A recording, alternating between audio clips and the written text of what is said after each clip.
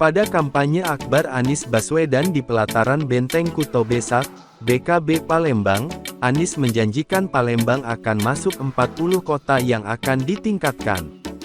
Anies kemudian menyinggung soal rencana tak hanya membangun satu kota maju, tak lain adalah Ibu Kota Nusantara (IKN). Anies menyebut Palembang akan dimajukan fasilitas umumnya hingga jalan non-tol. Ia berujar, akan yakin kota Palembang menjadi penggerak ekonomi utama di Sumatera Selatan.